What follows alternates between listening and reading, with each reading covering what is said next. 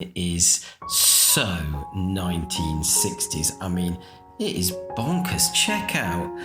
Now, as faults go with a watch, that is not good. And it is not good. You know, you can see there that that middle wheel is mashed.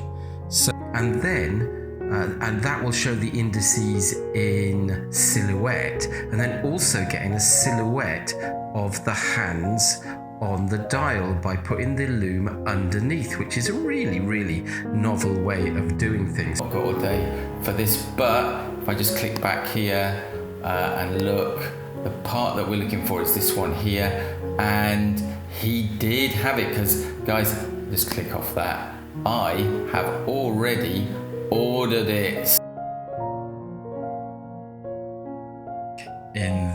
Inside the mainspring there needs a little bit of lubrication before it goes in, and I tend to use, as you can see there, a piece of Rodico to hold it still whilst you do that, and also to give you some fresh air beneath the barrel so that you can position the arbor in nice and snugly without it flying around the place. So put the lid on the barrel and we'll crack on. And there is the lid on the barrel, and as you can see, it is on nice and flat. There's a bit of a depth of field issue here, but there, going into focus now, is the arbor, and coming back to the teeth on the edge of the barrel, but that is ready to go back in now.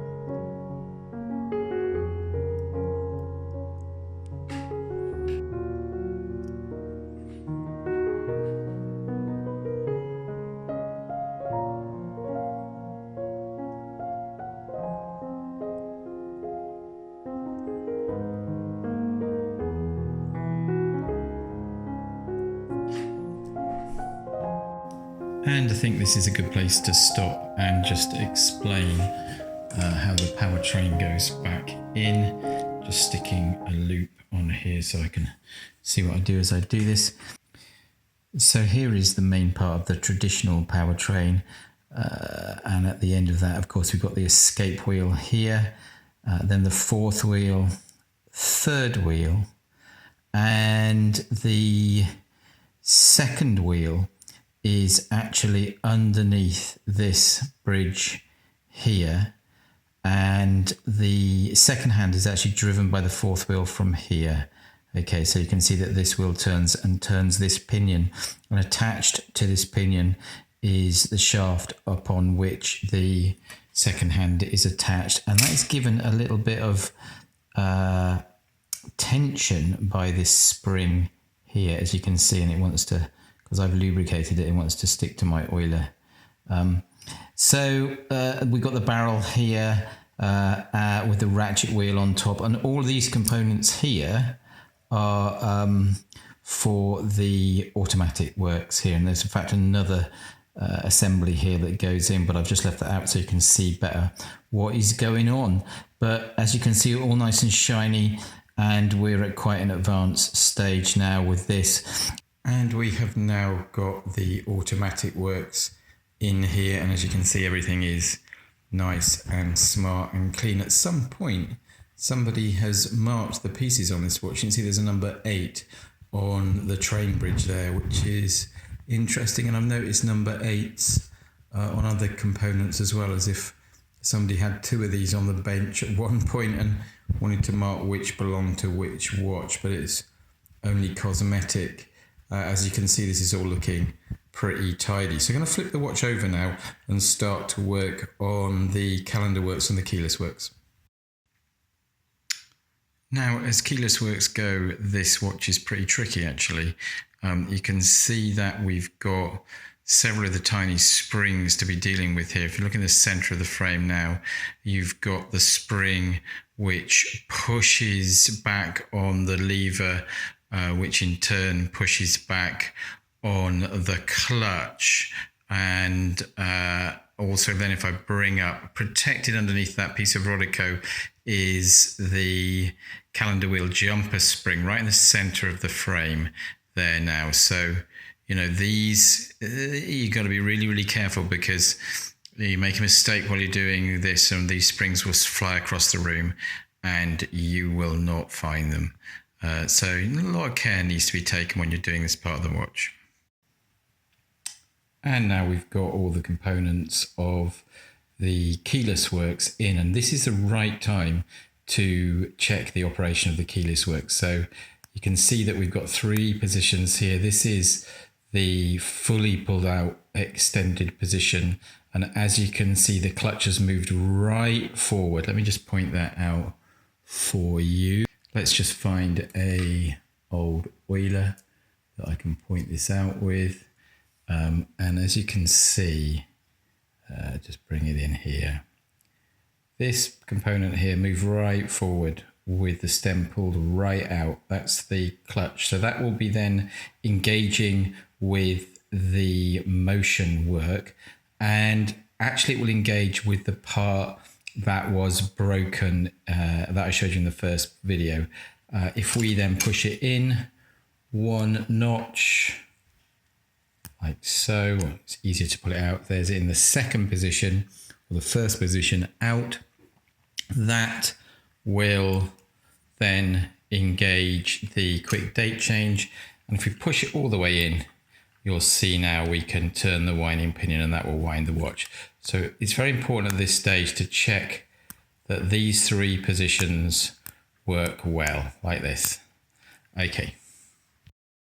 And if you remember from the first video, we were waiting for a part from Spain, and it has arrived from Spain, as you can see here, to me in Pembroke Dock. So we can now take a look at this part and make sure it's okay before fitting it on the movement. And here then, when they go into focus, are the 2 parts together in the center of the frame. Now you can see the damaged part with that inner wheel with the teeth all kind of really ripped off it. But then if you come to the new part there, you can see just how sharp and regular the teeth, when it gets into focus, are on it. So that is a whole lot better. In fact, you know, pretty sure this is new old stock. So we're going to fit this part now, and that should rectify a lot of the problems that this watch was having with changing the date and the time. Okay, so if you remember from the first video, when we pulled the stem right out and engaged with this wheel here and turned it, the minute wheel didn't turn, which was rubbish because it had to turn to alter the hands on the watch. But if you see now, I've fitted the new part and turn it, that is all working in both directions as it should. So that will now change the time on the watch. So nice, that is looking good. So the next problem is to sort out the spring for, let me just see if I can point it out, this component here. So this component is the day wheel jumper spring, but it's not springy because it needs some tension against it here. Now it's not obvious where that actually is anchored until you figure out that it's got to be at the same height as this plate here, which would indicate that actually it's not attached to any of this. It's attached to the component that comes on here and helps also lock in the calendar ring on the outside here. So let's just take a quick look at that component, which is this one here. Now, if we flip that over, you will see a place for a spring to locate. So bingo, all we've got to do is get a spring, a generic one of the right size, and we are in. Okay, so I've just flipped the component over and you can clearly see on the left hand side that they've milled out an area there where you can attach a spring. And so we just got to find a generic one of the right size that's going to apply the right amount of tension to that spring, and this bit is done. And every watchmaker has a bunch of these, different strengths, different sizes. We just got to sort through this lot to find something that is about the right size and strength. Then we may have to just shape it so that it works pretty much perfectly, and then we crack on. And there we are. I found a spring that pretty much fits exactly, and that's the position it's going to lie in roughly, well, almost exactly when it is located. So that at the current moment is looking good. We're going to go with that. And there is the component with the spring attached. So we're just going to put that on now and check that that works. And there is the calendar works completely finished. And I have to say, you know, it actually was reasonably challenging, this. A lot more, I mean, I'm unfamiliar with the movement right, but a lot more tricky and fiddly than doing a Rolex 3135, for example. But it's really, really looking nice in there now. And you can see the new day jumper spring that I've added there, which is just the right length and just the right tension. So that is looking good. Let us get the day wheel on. In fact, no, let's flip the movement over and put the pallets on the crown wheel on and get the balance in and get it working. And there you can see the pallet fork I've just put back in. I haven't put the screws into the bridge yet, but this is a really, really delicate operation. The pivots are very, very small. You have to be really, really careful. Just going to come in a little bit closer there to show you. And although it's slightly pixelated, I think you can just about see that the center pivot is in the jewel there. So I need a better camera. But that is pretty good. You just rock it from side to side, just check the operation gently, and when you're sure that it is in, you can then screw it down. And there then is a nice sweet sight. We've got the crown wheel back in, put some power on the spring, and nice high amplitude on that balance, as you can see. We're going to turn our attention now to the dial, because as you can see, I have set it up here ready for re-luming, which isn't going to be a completely simple job, because of course normally when you re-lume, the gravity will pull the new lume down onto the dial, but because and at some point I will do a video on how to re-lume a watch. But as you can see, getting in really close there. Apologies for the shake. I'm actually holding this in my hand, so it's actually not shaking that much. But you can see the new lume in the end of the bullet-like indice right there. And yeah, essentially just going around and doing them all, but it takes some time because I have to move the dial around so that they dry with gravity pulling them into the indice. There we are. And for completeness sake, you can see that I have also re-lumed the underside of the hands. Now, I'm not sure this is going to be all that effective, because Luminova requires sort of ambient light and reasonably strong ambient light to charge itself. Now, in the original watch, there would have been tritium underneath these hands, which would have provided the energy. So I think that would have been a lot more effective. But we have done it for completeness sake. It'll be interesting to see if we can get enough light underneath these hands to make it work reasonably well. Okay, and it is now night time, and it is now night time, so time to have a look and see how the lume on the dial has worked. Just get that in focus before we turn the lights out. 1, 2, 3. And as you can see, we do have some lume here, the little green dots on the edge of the dial there. But what's probably more interesting is the lume that is still in the pot where I took it out of earlier, where I mixed it. That really is quite bright. But we can see, let's see if I can find that again, somewhere here. And before we can recase the watch, I've noticed that these case parts have, they're not really filthy, but they've got quite a lot of ingrained dirt on them. So I'm going to cook them up in the ultrasonic cleaner with a bit of heat and soapy water, which can really get the gunk off. And then we'll be ready to put the new glass on and get the watch back together. Oh, and I've ordered a nice new strap for it.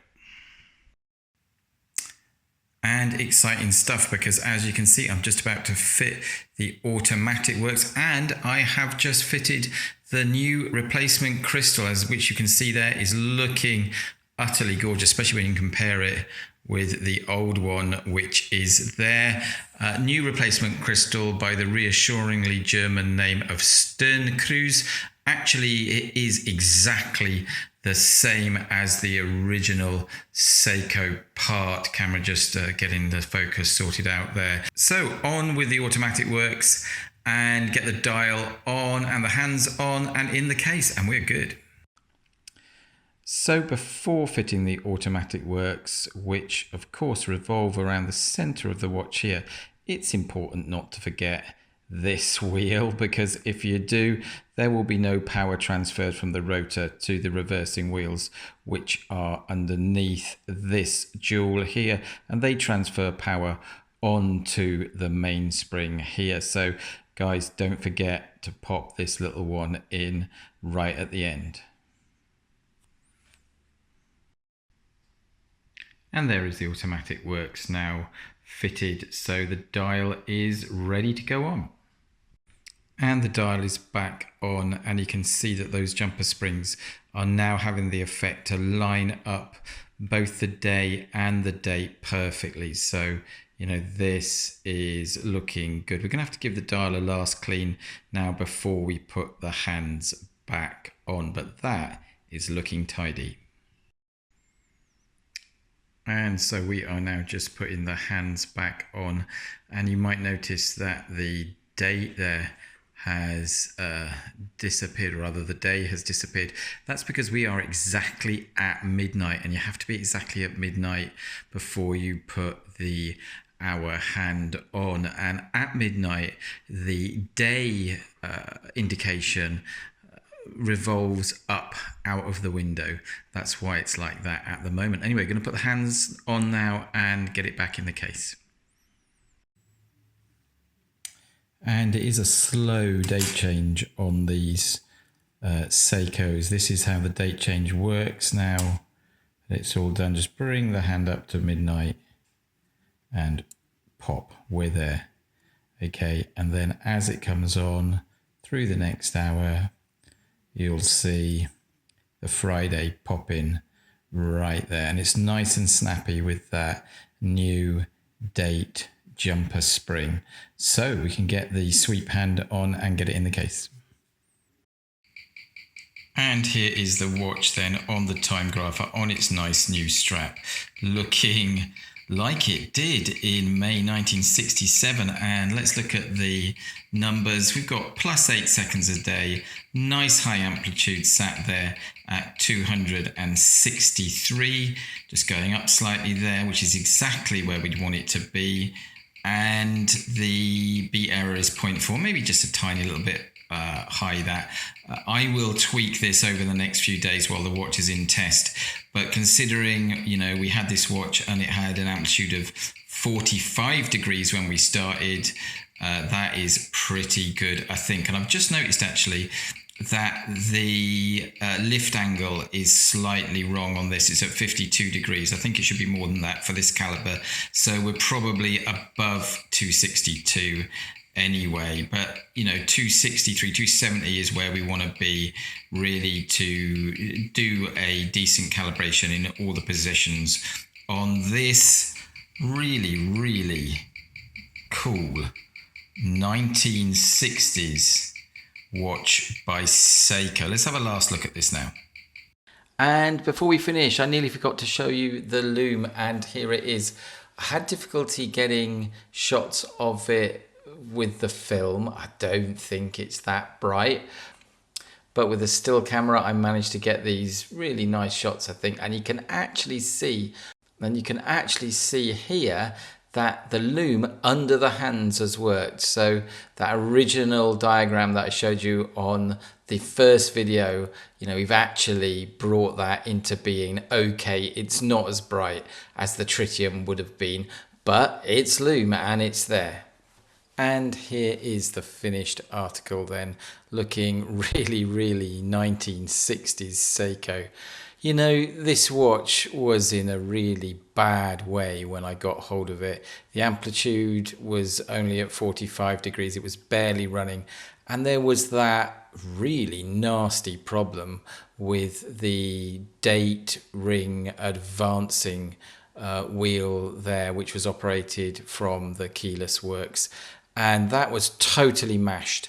But we managed to find a spare, and we also redid the lume. We got new crystal on it, gave the whole watch an overhaul, and got the amplitude up and the timekeeping really nice. So, this watch, guys, is actually for sale on my website. I don't often do that, but guys got to eat, I guess. And so if you want to buy this watch, I will leave a link in the description below to where you can find it. There is only one, so don't all rush at once, I guess. So guys, if you like my videos, then please subscribe. Please give this one a thumbs up and share this video, and also hit the bell icon there so you're alerted when I make a new video. And I am making a lot of videos at the moment, especially when a lot of people are holed up in their houses and need entertainment. So I'm trying to get a video out every week. And so that's all I've got for you tonight. I hope you've enjoyed this video, but from a small coastal town in West Wales called Pembroke Dock, it's good night from me, and God bless.